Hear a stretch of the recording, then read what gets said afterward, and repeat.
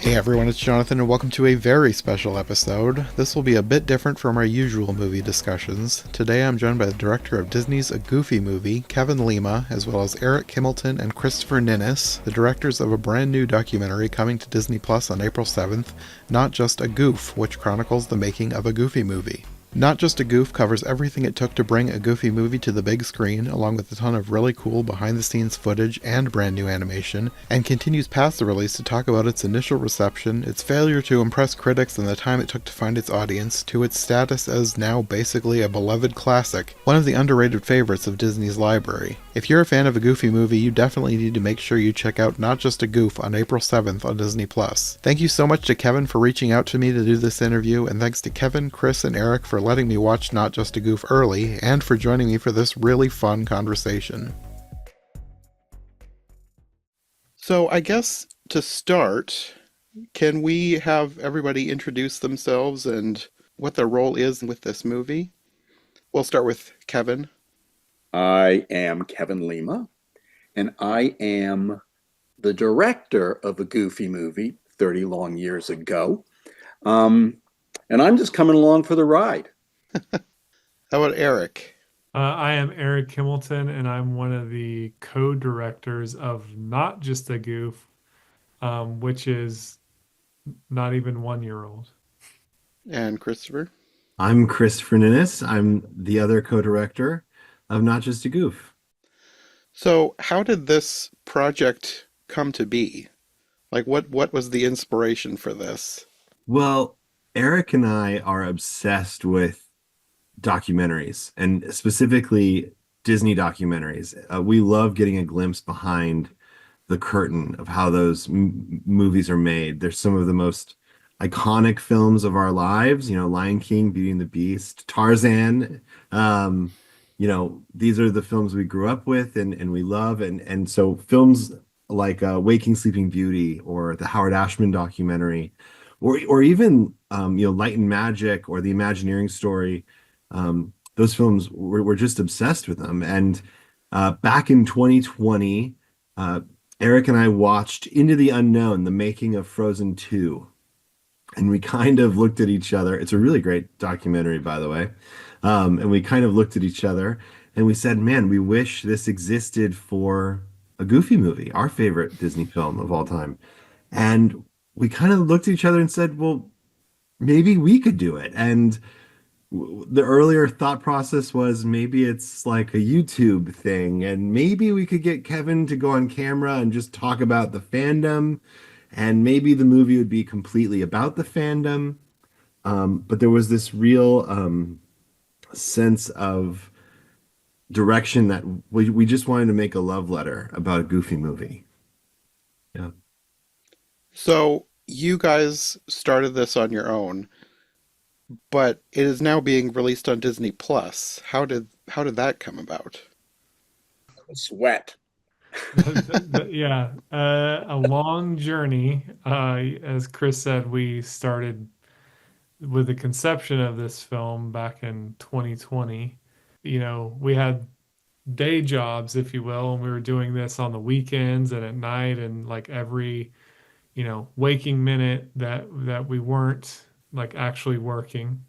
And we got an edit of this film eventually after, a couple years, and we screened it to a few people, and then Kevin was able to introduce us to legendary Disney producer Don Hahn, who produced Beauty and the Beast and The Lion King, as well as many others. And he watched it, and he liked it enough to pass it on throughout the Disney food chain, if you will. And eventually, we ended up talking to Disney Plus about it. Don sort of became your fairy godfather in a way, right? Yeah. He kind of took the piece. You were already pretty deep into it, and he Mm. loved it. And he introduced the guys to all of those he knew at Disney. Our fairy dog father. Dog father, right? Yeah, it's so funny because when we explain it, it sounds really simple. It Like, sounds so straight ahead, right? And it yeah, really Yeah. wasn't that straight ahead. no, no. You know, from the time we had the idea of this in 2020, we didn't really chat with Don until the end of 2023. So it was like a 3 year process before we ended up talking with Don. But even after speaking to him, we made some changes to the film a little bit, and it's been an interesting ride, that's for sure. I always thought it was so interesting that you guys wanted to take this thing on. Like, here's a big corporate entity, right, that owns this material. And you guys just thought, hey, we're going to make a movie about something we don't own. And I was, from the very beginning, I thought that's so interesting that they have such sort of youthful desire to make this happen without really taking into consideration how difficult the path was going to be, right? It all just came from a place of love. I kind of wondered that too because, like, the sense I was getting was that it was something that they just wanted to make, and That's that, what it like, is. It Disney really wasn't is that. involved at the beginning. So I was wondering, like, how did that work? The guys just made a movie, right? They just felt like this is what they wanted to say and this is how they wanted to say it. And the movie evolved over time. It's changed not quite a bit, but a bit as it's gone through its process. And it's a really just a small miracle that it got into the hands of the right people and the right people liked it, Hmm. right? They could have shut this thing down in a second, but they liked it. And I kept warning the guys the whole time, like, be prepared. This might not go past. And like, I'm like cutting them down at the knees and trying to manage their expectations. And then this happens. And it's like, what? What's going on here? I just hope the guys don't feel like they can do this again and again and again. This does seem like a lightning in the bottle type situation. Like, can't strike twice in the same place. Well, also, I think part of that equation is like a Goofy movie means so much to us. It had to have been that film. Hmm. And it's that like deep love in a Goofy movie that carried us kind of through to the finish line. We believed in it so much. Um, it's hard to kind of, I think, replicate the exact same scenario with any other kind of film. Like it had to have been this one, I think. So I'm assuming, since in the documentary, I didn't realize this before, that Eric was Kevin's nephew. So I'm assuming you just grew up with it because of that connection, or did you discover it independently of that? Um, I definitely I had the connection to it. I grew up in kind of the middle of nowhere, but close to Orlando, Florida. And the premiere of a Goofy movie got moved from Los Angeles to like Disneyland to Disney World. So I remember I was in fifth grade, and my mom came to me and was like, "Hey, we're gonna get to go to, a movie premiere with your Uncle Kevin." I knew that Kevin had like worked in Disney as like as a character designer or animator, and like that was really cool. But so I didn't really understand what that meant until I went to the premiere and got to meet like Bill Farmer, the voice of Goofy there, and got to like shake hands with the people that actually made a film. And that blew my mind. That like kind of changed the path of my life for forever. I'll never forget that evening, and that's like in making our film, like in the love of it, like it ties back to that evening. Not to mention all the themes within a Goofy movie, where every kid wants to be fit in at school and everything, and I I totally related to Max when that came out. It was like the perfect time and like the perfect age. And even if Kevin wasn't my uncle, I know that that would be a movie that connected with me. Hmm. You're leaving one person out of this equation, Um, Jenna Vinoy. yes, I had a big crush on Stace, the person who voiced Stacy. And she was actually at the premiere, one of the few, I think, actors from Bill Farmer was there, and Jenna. I think those were the Yes, only two. those were the two. Yeah. I'm so jealous you got to go to the premiere, and I'll never get over it. And it's a big issue in my friendship with Eric. That's all I'm saying. So you grew up watching this movie too? Yes, yes, definitely. It's just one of those films. It's so strange. My mom and I were having a conversation about this.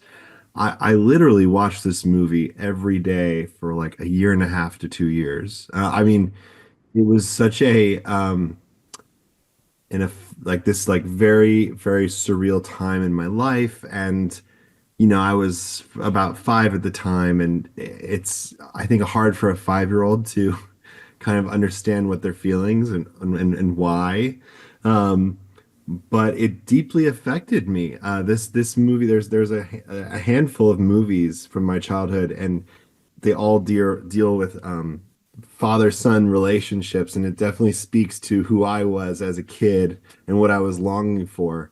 But this is the only, animated film that I would watch over and over and over and over again. And it's so interesting because I don't think people expect to have that kind of a deep emotional connection with a character like Goofy, but it was really a conduit for a 5-year-old kid to feel how he was feeling and to see a relationship grow and what a relationship could be between a father and a son. I kind of love that Goofy is the one you connected with. A lot of times it's for kids anyway, it's Max. Yeah. No, I totally. I think because I saw my dad as Goofy a bit, I think that's a common trope too for kids who see a Goofy movie. I think everyone sees their dad as Goofy a bit, when you're younger, and it's kind of genius. It's like what Kevin and Brian Pimentel and what they came up with feels so it's like when things are so incredibly clever and smart, but then you're like, oh, it seems so simple because it's right there the whole time, but you're like, no one was thinking about Goofy this way. This is like a total swing, and like it totally connected and just worked. It's a miracle of a film. What's interesting about it for me, and I've seen this over the years, is that when it first came out, it was mostly younger kids who related to it, and they all related to Max. Now, all of those kids are grown up. They're all like 35, that kind of, in their mid to late 30s, and they all have kids. And then the whole thing sort of turns on itself, and now you're Goofy, and your Mm. kids are Max. And it seems like a wheel that's just going to keep turning forever, and we didn't plan that. It just happened that it's sort of that universal story. Not 10 minutes ago, I was, or maybe like 25 minutes ago, I have a 7-month-old daughter, and I was making some stupid, dad joke, and my wife looked at me and said, "Oh my God, you're becoming your father." And I'm not kidding. That is a literal conversation just happened. It happens. Yeah. Kind of genius how well the movie transitions through different ages. It's kind of interesting that it didn't really catch on at the beginning, but I think it does take growing up with it. Because like, I grew up with it too. Like it was, I wouldn't, as a kid, I don't think that I would have like pinpointed it as a favorite movie because my favorite movies were things like Bambi and Fantasia. Like I don't know why, the more artistic Oh, ones I interesting. loved. But I Wow. loved a Goofy movie too. I just never would have thought of it as like a favorite, but I probably watched it just as much as Bambi in Fantasia. And rewatching it now before this, I could like quote the whole movie along with it. Yeah. All the I songs mean, what too. happened is that you guys all got it on VHS tape, right? During Well, the for me, I borrowed it from the library repeatedly. Like my brothers and I, we just kept borrowing it from the library. right, right. So you could watch this movie over and Yes. over and over again. You know, all my favorite movies, I had to wait 7 years to see again. Or I Mm, just put the record album on and imagined what the movie was from the record album and played that over and over and over again. So you guys have a different kind of relationship to film. Mm. that is true. Yeah. Watching things multiple times does make you have more of a connection than Yeah, previous generations would have. right, right.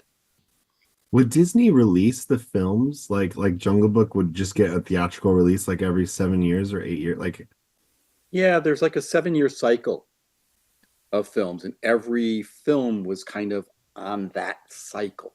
yeah. So there were fewer films, right, back then in the 60s and early 70s.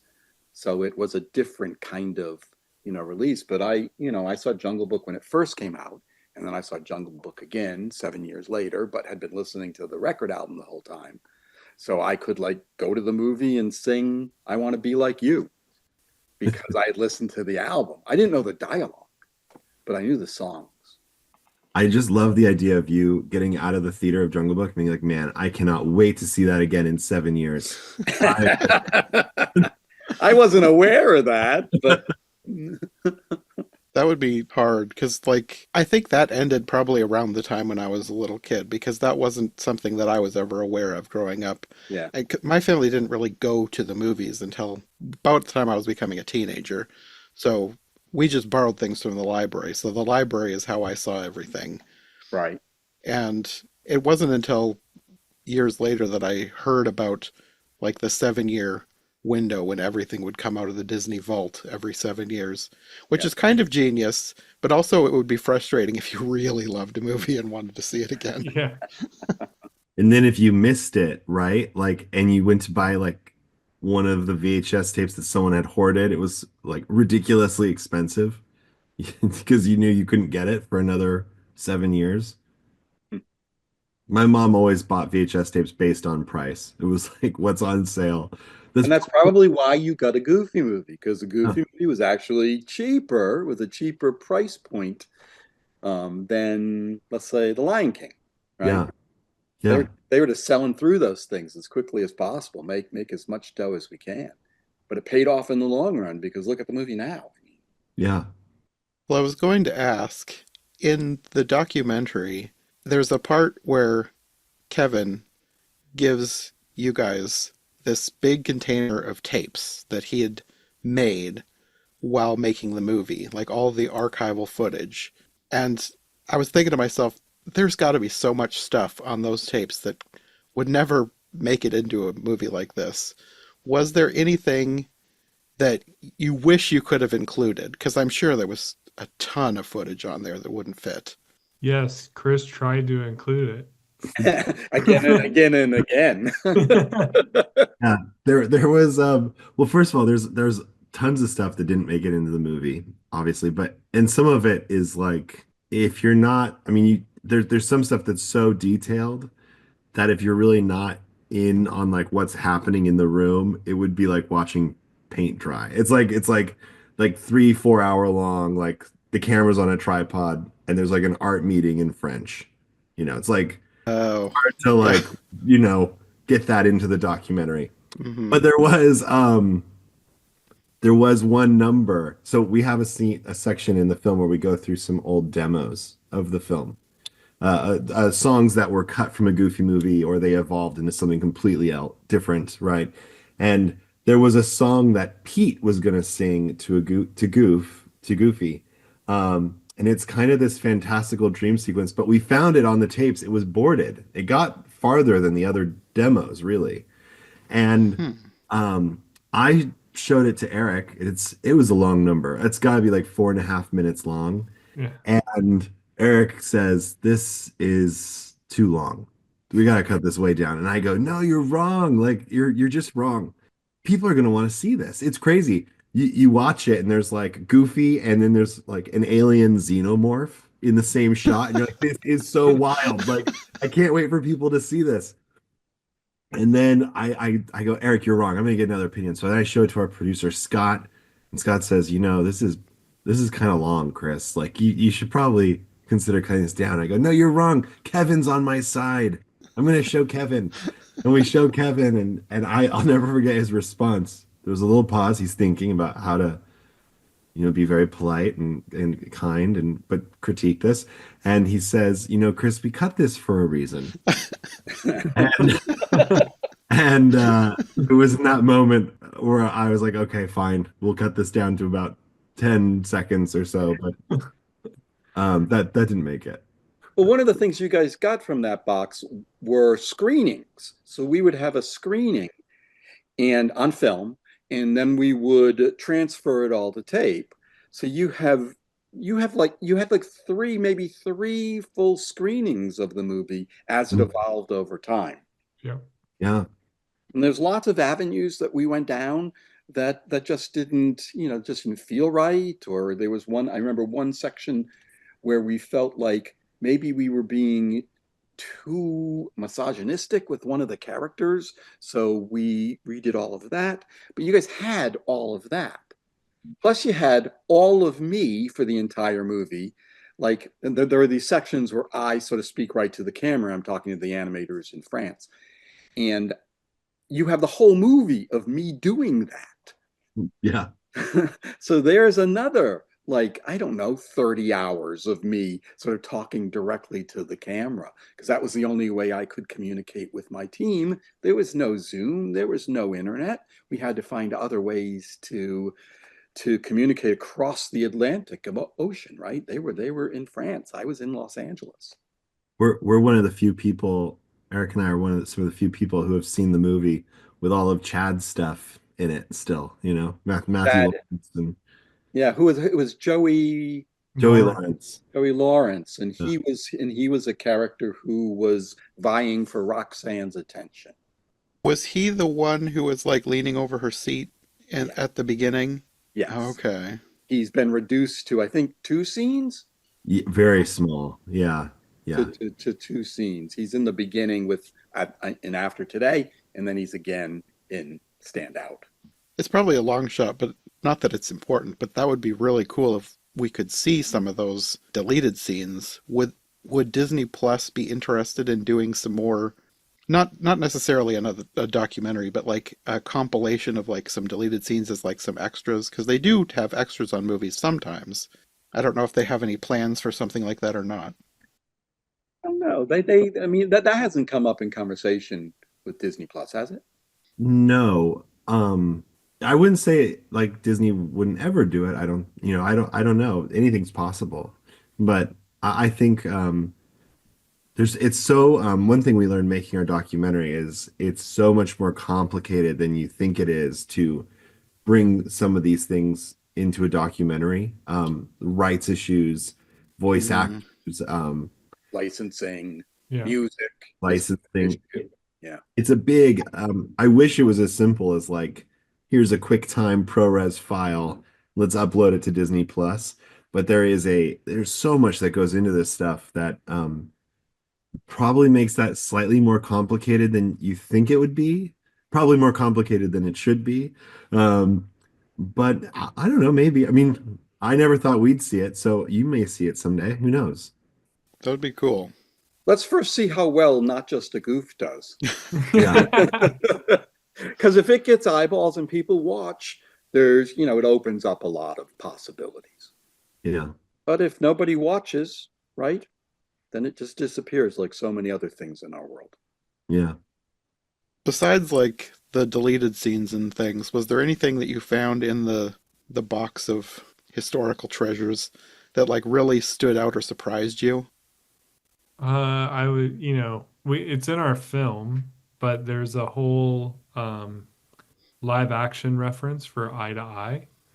Oh yeah, that was one of my favorite parts of the documentary. That was so cool. I love that kind of thing. Yeah. So when Chris and I saw the tape and it was labeled and it said, eye-to-eye live action reference. Immediately, got an eyebrow raise from us, and then we watched it, and it was so much more than we could have ever imagined. Hmm. And Well, you were excited to begin with when you found a tape that said eye to eye demo. I remember. well, before we came up to interview you, you're like, I think you sent us a picture or an email or something. You're like, I have like a eye-to-eye demo tape. And I remember, oh, I think you told me. I went to Chris and was like, you're never gonna believe this. Kevin has an eye-to-eye demo tape. And we were like, that's the documentary right there. Like that's all we need. And then we got like this tape, and you see like an actual choreographer. His name's actually Anthony Thomas, and he was a choreographer for like Janet Jackson and music videos and her tour. And he was Powerline doing the live action reference, and I think you really see like his style and performance that ends up being in the final version of a Goofy movie. It's Definitely. based on a real person. It was the watching the footage is like instantly recognizable. Like this is the moves. This is what's in the movie. Yeah, there's no other reason to do live action reference if you're not going to use it. Yeah, And I it was remember we so had a good. couple of little battles with animators who didn't want to use the live action reference. And we were like, no, you have to follow these dance steps. He repeats them again and again. You can't just do your own thing. And, now you got people all over the internet doing the perfect cast. Yeah, no, the live action reference stuff, that's some of my favorite behind the scenes stuff. Like I've said for years, like you see the old movies like Peter Pan, like they practically make the whole movie in live action like on a sound stage. And I've always thought that would be so cool to like rebuild the movie but with just the behind the scenes stuff of like people acting it out. I Right, love that kind of thing. right, right. Chris, did you find anything that you were surprised by? I guess you talked about the song, Pete's song. Yeah, I mean that was surprising. Honestly, the things that surprised me, we had no idea what was on the tapes when we interviewed Kevin. And Kevin was opening up about some really personal stuff about his childhood. And it was really incredible to hear. And it was making so much sense that it was in the DNA of a Goofy movie. But it was fun to go through this behind the scenes footage, and you'd see these kind of moments where you're like, oh man, it feels like to me as a viewer that possibly, Kevin is kind of he's thinking about his childhood, and you're seeing him actually implement it into the scene in his direction. I think about in our movie, the Hi Dad soup scene or things like that. And that stuff was really cool to discover in the behind the scenes. I found that to be a real really amazing thing to see. You know, the High Dad soup scene is one of my favorite scenes in the whole movie, and so to find footage specifically of Kevin breaking it down and trying to get across what he wants and to see how successful it is, it's pretty amazing. That's one of those scenes where I don't think I fully grasped how great it was as a kid. Watching it as an adult, you take it in such a different way than you do as a kid. Totally. That's how we make these movies, right? We make them for ourselves, and they end up speaking to both sides of us, right? The Hmm. child and the adult. Yeah. So it makes its way into the movies. Those are some of my favorite kinds of movies, ones that you can watch as a kid and take it one way, and then you watch it years later and it's a completely different movie, but still just as good. Right, right. It's the same movie, really, but it Yeah, speaks to you in a different way, right? yeah, yeah. Yeah. I think one of my favorite things about the documentary, one of the most unique things, was that a bunch of it was animated. Like you had people talking, and then you would like have like hand-drawn sketch animation recreating the scene, but with the people reinterpreted as characters from the Goofy universe. Yeah. Was that always in the movie? Because that seems like something that you wouldn't be able to do if you were just doing it by yourselves. Was that something that came later, or how did that all come about?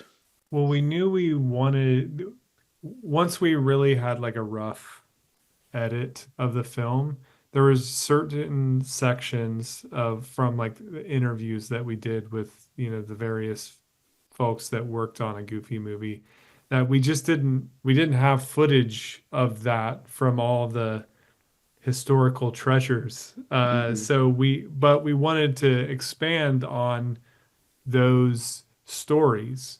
And Chris and I, thought early on that adding animation into a documentary about, an animated film would really play. But what that would actually be, it was like a formless idea. Like we wanted animation, but then we got involved with the company who ultimately ended up doing the animation for the film, which is Venturia Animation Studios. And Chris and I went to them, and their CEO and head creative Juan, their company in Colombia, which we thought was kind of cool because in a Goofy movie they were making the film in LA, but working with Walt Disney Animation Studios in France and in Australia and Canada. So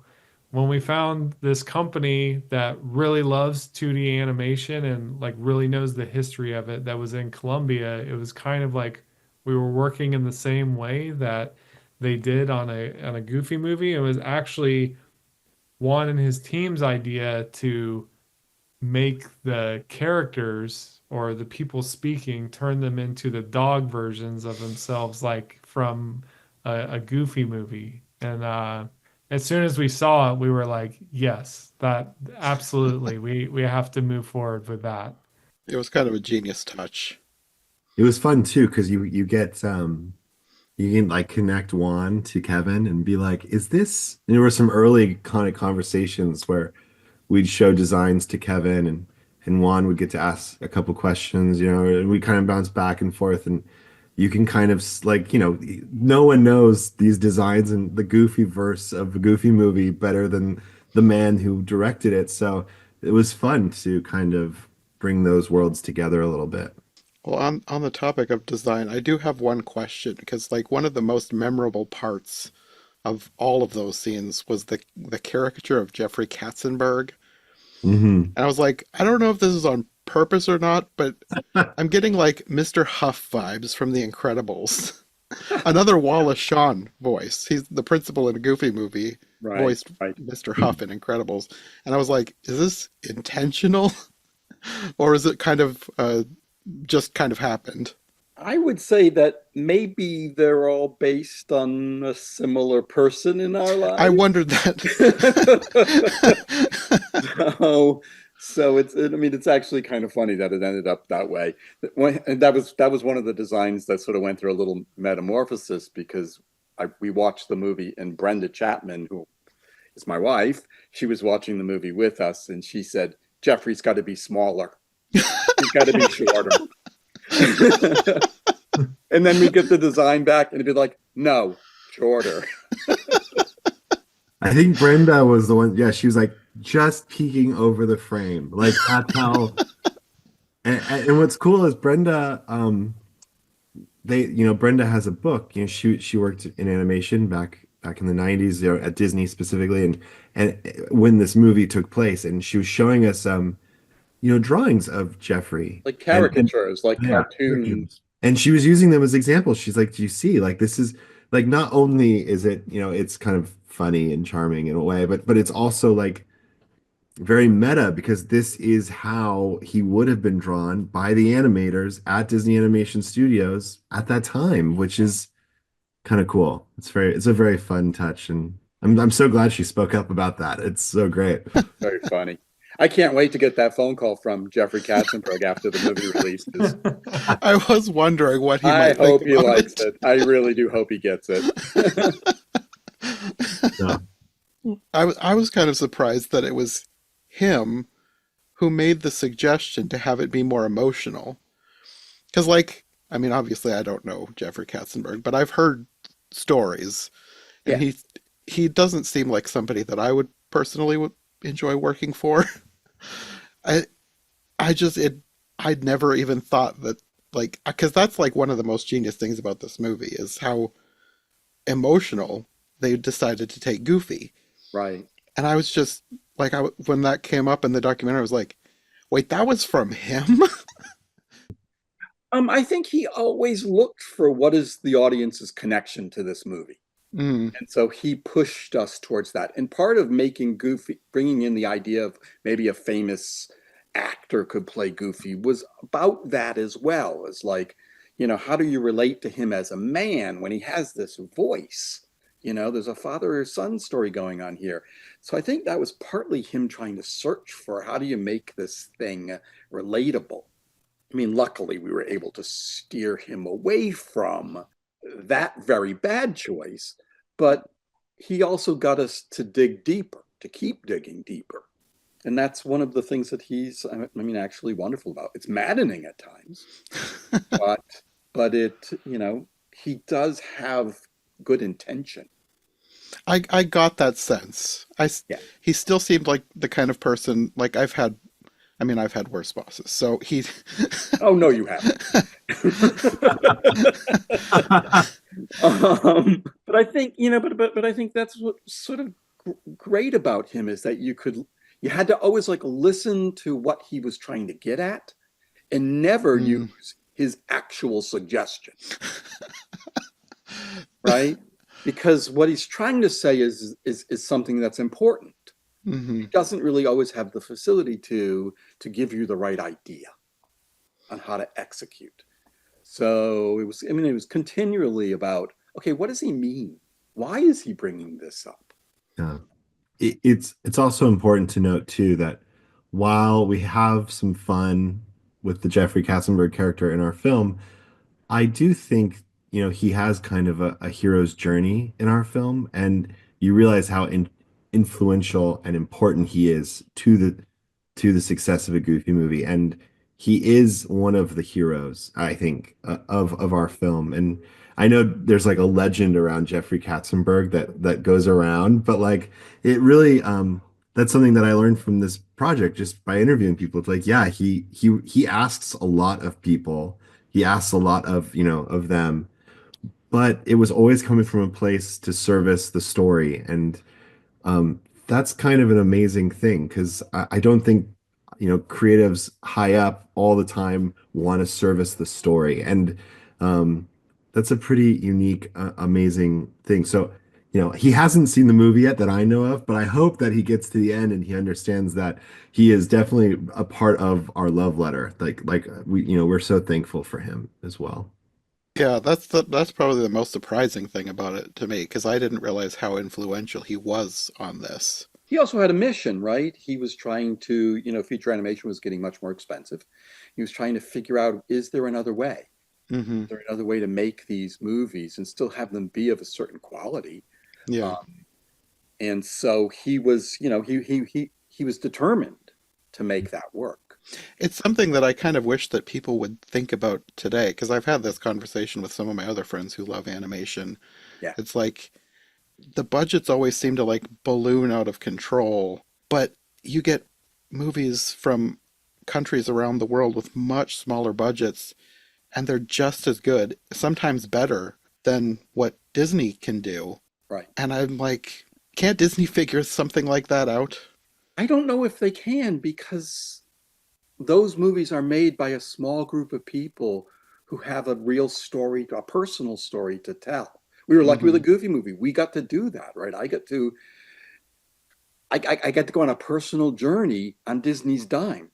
Whereas when you're talking about the bigger movies, there are so many chefs in those kitchens that it's impossible. It's so very difficult to tell something that's personal. I know I Tarzan was that for me.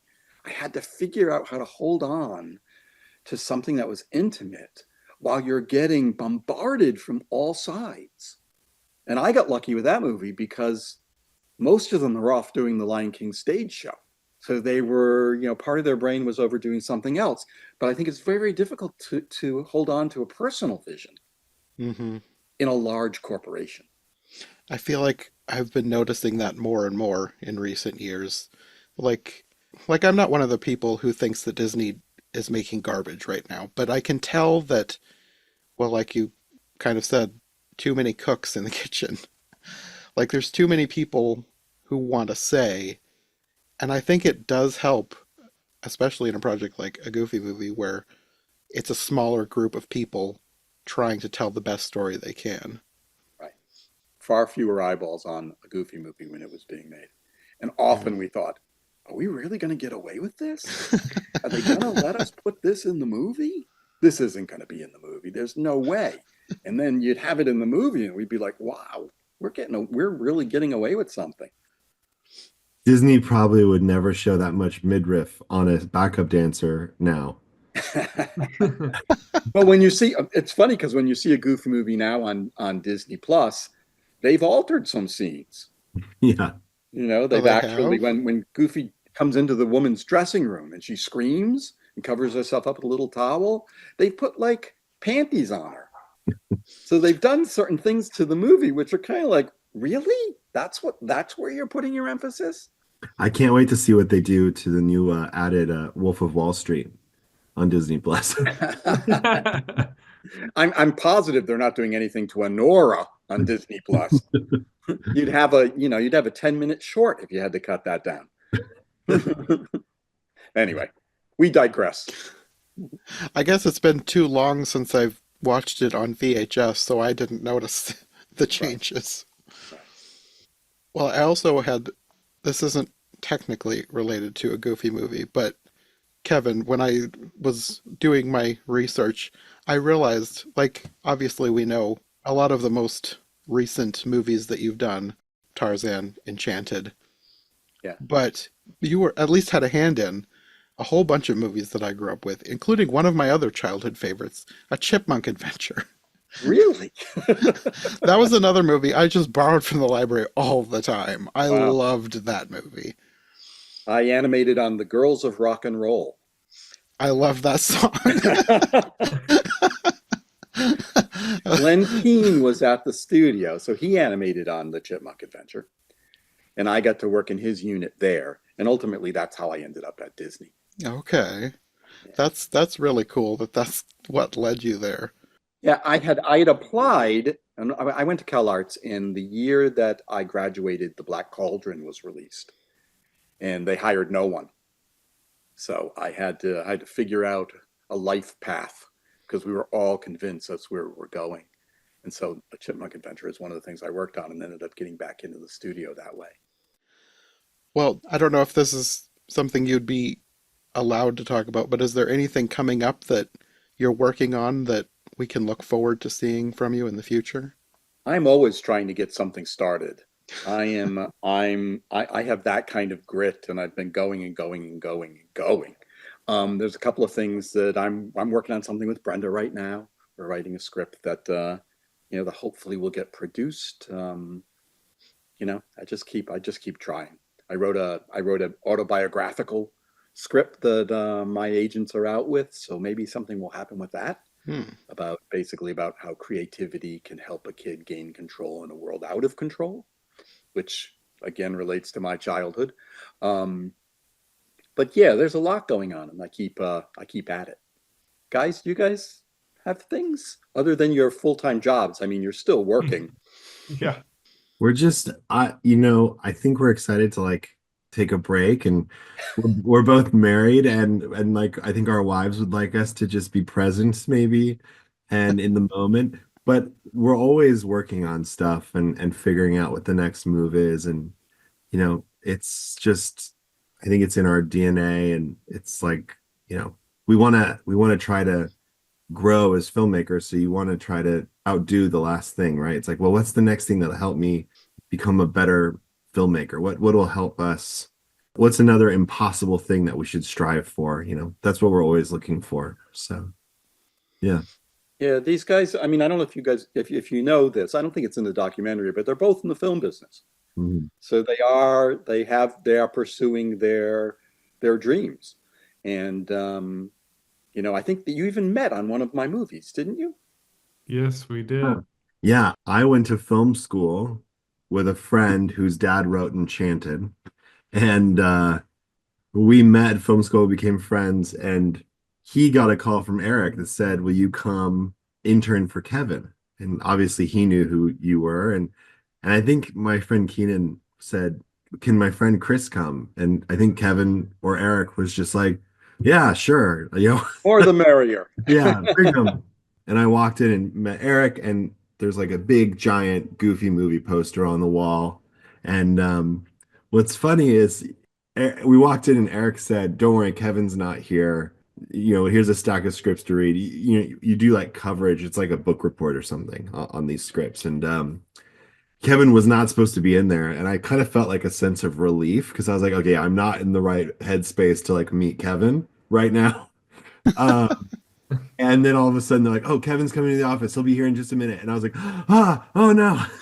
And I was so panicked and nervous. And Kevin couldn't have been nicer and more generous. I think you took us to go get tacos. Like you took us to get tacos across the street or something. And Well, you were working for free, so. yeah, it was the least you could do. I'm just kidding. And Eric, you were on the movie because you had just graduated, right? Yeah, I just graduated and was, production assistant. We were trying to get a reboot of The Incredible Mr. Limpet off the ground at Warner Brothers. Oh, that's another movie I weirdly grew up with. Because it was on TV, right? You probably saw it on TV a lot. Probably, because I don't. Well, did I borrow that one from the library? I don't remember. I know I watched it multiple times. Yeah. I haven't watched it in years, and I was watching somebody on YouTube talk about it, and I was like, that sounds so much weirder than what I remember. So do you guys just do documentaries, or do you work in anything scripted? I started I did a documentary back in 2019 that released in 2020, but it was much different than this. It was about a rare disease in northern Uganda, and it came out right when the pandemic hit, and so we're not lining up or going online to watch a movie about a rare disease affecting people. That just was not of any interest to anyone, and understandably. That one was already hard, and I remember thinking like, "Oh, I don't think I could ever do another documentary." That was like a lot of work. But then this came along, so I think Eric and I both love documentaries, but I think they have to be the right stories that we feel passionate enough to tell, that feel right for us to tell. But we're both constantly writing. I mean, in scripted narrative. So who knows? Maybe the next one won't be a documentary. I don't know. We never know. We've been so focused on this one. I can imagine. I'm sure I can't even imagine how long it would take to go through all those tapes. Oh, a long time. Yeah. Luckily, it was during the pandemic, right? So you had a little bit of time. Yeah, we can confidently say that we watched every second of those tapes more than one time. I'm sure I've never watched every second of those tapes, to be quite honest with you. I recorded them. There was no reason for me to ever watch them again. I just slipped them back in their sleeve and put them in a box. Well, I have a hard drive for you now, Kevin. You don't even have to. Yeah, don't worry. I have all the tapes digitized. You could just spend the whole, 8 days just. Yeah, you can watch your 3-hour, art department meeting in French. That ain't happening. Well, we are coming up on an hour, but I have one question that I was saving to see if we had time. This is nothing to do with not just a goof, but like I figure everybody here is some level of Disney fan. What is your favorite random obscure Disney movie? Obscure Disney movie. Because like I grew up watching a lot of obscure stuff. Like there was a movie from like the 60s or 70s called Now You See Him, Now You Don't, which is part of a movie series called the Medfield Trilogy. Yeah. Which I liked all of those, but Now You See Him, Now You Don't was my favorite. And then a more recent one that I've discovered is the North Avenue Irregulars, which is Right. about a group of church ladies who take down a gambling ring. So, like, I love finding weird, obscure old Disney movies. So, is there any that you guys know of that you really love? That's easy for me to answer. I was obsessed, and I think I only saw it once, or I stayed for like I watched it twice in a row. Is The World's Greatest Athlete. I was obsessed with that movie, and that's like a Tarzan story about about someone who gets brought back from the jungles to become a soccer player. I can't remember what it is. And I was obsessed with that movie, and I just got it from Steve Anderson. He wrote a book about that period of time, and he sent me a link to it. So I'm going to watch that thing very, very soon and relive those that double feature way back when. I don't think I've seen that one, but I do know which movie you're talking about. How about you guys? I don't have a lot of obscure Disney movies in that I can think of. I'm like all my favorites you definitely have heard of, but there is one that I've been fascinated with as of late that my dad was just introducing me to that he grew up with, and I'm totally blanking on the name. But Kevin, maybe you remember it was essentially like a superhero show before superheroes. It was a Western, but they dressed up, the masks they'd put on were scarecrows. Do you know what I'm talking about? Oh man, my dad's gonna just be he's so disappointed. Yes, it's blanking on me now, but it was like It's gonna drive me it's called crazy. like Doctor something, Doctor Sibs, Doctor. How close am I? Is, Um, is it the Scarecrow of Romney Marsh?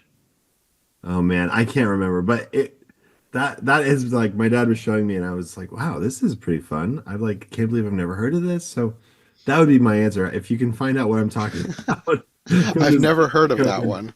yeah. while Eric gives his, I'll look it up. I'm trying to, well, you threw out the word obscure, so I'm like trying not to go with like the classics that I would watch when I was a kid. The Absent-Minded Professor. I loved that one as a kid too. I saw that one even before the Robin Williams one, and I think I like the old one better than the Robin Williams one. Yeah. See, that and Bed Knobs and Broomsticks. Oh, one of my favorites. I used to really get messed up with bed knobs and broomsticks. I always thought it was Mary Poppins. I like really could not separate the two. Yeah. They do have a similar vibe, but they are different. I remember watching both as a kid, and I really loved Bedknobs and Broomsticks, even more than Mary Poppins. They're both very good, but as a kid, Bedknobs and Broomsticks was my favorite. The movie you're talking about is called Doctor Sin, alias the Scarecrow. There it is. I think it was shown in a three-part television. It was broken into a three-part television miniseries called The Scarecrow of Romney Marsh. Yeah, so we're both right. There it is. Yeah, definitely worth checking out. It's basically like Batman before like Batman as you know it. They would like put on these masks and go fight crime, and it's crazy. Yeah, I it's think great. I've heard that title before, but I've never looked into what it was. It's like it all has to do with like rebelling against the King's Navy or something, right? It's that kind of time period. Yeah. Well, I'm definitely going to have to look those up and probably cover them on my Disney podcast. What was your obscure? Well, when I was a kid, I would have said Now You See Him, Now You Don't, part of the Medfield Right. trilogy, like Peter Wore Tennis Shoes and Strongest Man in the World was the other one. And more recent, I guess, probably within the last 10 years or so, the North Avenue Irregulars, which is like a crime comedy. Right, I think it was from the 70s about a right, group of church ladies who take down a gambling ring. right. I mean, I watched all of those when they came out. I went to the movies to see like the Boat Nicks and Gus, Oh, another one, Cat from Outer Space. I Cat from loved Outer that movie as Space. a kid. Yeah, Yeah. I loved a lot of obscure stuff. Million Dollar Duck. That was another one for me. Million Dollar Duck. Oh, I loved that Duck one that, too. that lays golden eggs. That one I discovered first as a book in my grandma's basement. Who's the actor in The Golden Duck? Is that a Kurt Russell? And no, it's Dean Jones, I think. Yeah, I think it's Dean Jones. I think it's Dean Jones. It's so great. Well, thank you so much for watching the movie and taking time to chat with us. Yeah, thanks for joining me and answering all my questions. It was a great movie, and I highly recommend anybody who is a fan of a Goofy movie, definitely check this one out when it comes to Disney Plus. One of the things we've been surprised about is how people who have never seen a Goofy movie get really emotional watching this film. It's happened again and again and again where, I've been told, oh, I cried through your movie. And I was like, what are you talking about? You've never even seen the original. So it works on a level that, I think is bigger than a Goofy. Yes. Yeah. Yeah. No, the documentary itself is very good storytelling. I was totally engaged. Like sometimes behind the scenes, like even on movies that I like, sometimes the behind the scenes stuff can be a little dry. This was not. There was so much cool information, and the way it was told, plus the animation throughout, and all the little, well, like the live action reference stuff, everything that you found to compile, it makes it a great movie. Highly recommend it. Great.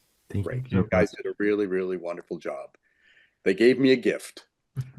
Thanks. Well, I mean, if it wasn't for Kevin, none of us would be sitting here right now. So a Goofy movie is the biggest gift. And now it's 30 years old, which is crazy. And our film comes out on the actual 30th anniversary, which Wow. is very cool. And Yep. like, it's super fun for us who grew up with it to be able to kind of give back to it. That's totally blowing our minds. So, yeah.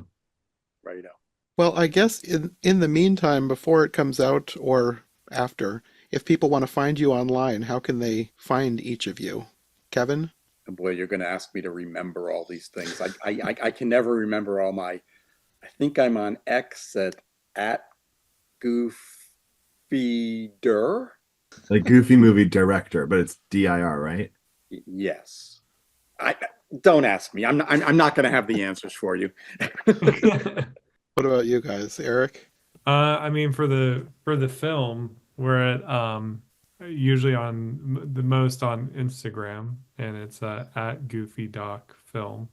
That's probably the best place. Yeah. To find us.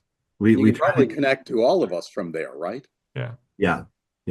We try to keep that account fairly active with some behind the scenes photos and different things. So yeah. Okay. Awesome. Well, if anybody's listening who has not yet seen it, if it's before, go check it out on April 7th, and if it's after, then you can find it on Disney Plus. Definitely go watch it. Thank you. Thanks for joining me. I'm looking forward to watching it again once it hits Disney Plus. Oh, thank you. Right, Thank you. Thanks for having us on. Yeah, It was really great to meet you. you too. Thanks for listening. If you enjoyed this episode, make sure to subscribe and follow my co-hosts as well. My link tree and all of our links will be in the description below. If you want more of my content, all my podcasts are available on YouTube as well as most podcast platforms. If you enjoyed this show, check out one of the other podcasts or check out my Patreon for bonus and extended episodes you won't find anywhere else. We'll be back soon with another brand new episode, so thanks for listening and we'll see you next time.